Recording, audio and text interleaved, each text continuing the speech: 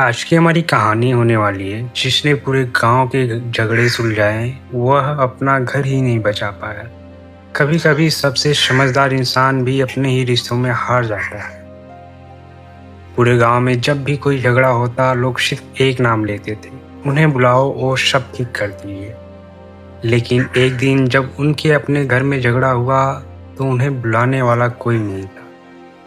गांव में एक आदमी था, न सरपंच था न नेता, फिर भी उसकी बात हर कोई मानता था। दो भाइयों का झगड़ा हो, खेत के मेड़ का विवाद हो या रिश्तों में आई दरार, वह दोनों पक्षों को बैठाकर एक बात जरूर कहता था। रिश्ते जीत गए तो कोई नहीं हारता।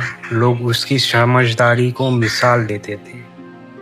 लेकिन समय सबकी परीक्षा लेता है। एक दिन उसके अपने घर में जमीन के बंटवारे की बात शुरू हो गई। बात धीरे धीरे बहस में बदली और बहस खामोशी में। अब एक ही आंगन में रहने वाले लोग एक दूसरे से नजरें चुराने लगे। उसने कई बार सबको साथ बैठाया, वही बातें कही जो सालों से दूसरों को समझाता आया था। लेकिन इस बार कोई सुनने को तैयार नहीं था।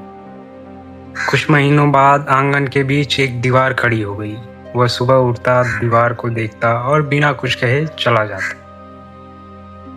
एक शाम गांव में फिर दो परिवारों का झगड़ा हुआ। लोग उसे बुलाने आए। वह गया, 2 घंटे बैठा और हमेशा की तरह मामला सुलझा दिया।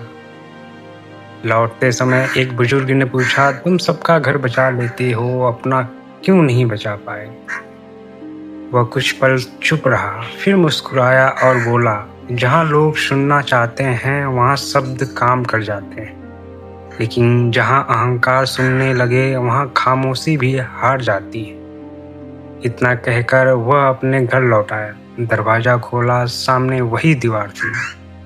उसने दीवार पर हाथ रखा और पहली बार उसकी आंखों से आंसू बह निकले। दूसरों के रिश्ते बचाना आसान है, अपने रिश्ते बचाने के लिए सिर्फ समझदारी नहीं, दोनों तरफ झुकने का दिल भी होना चाहिए।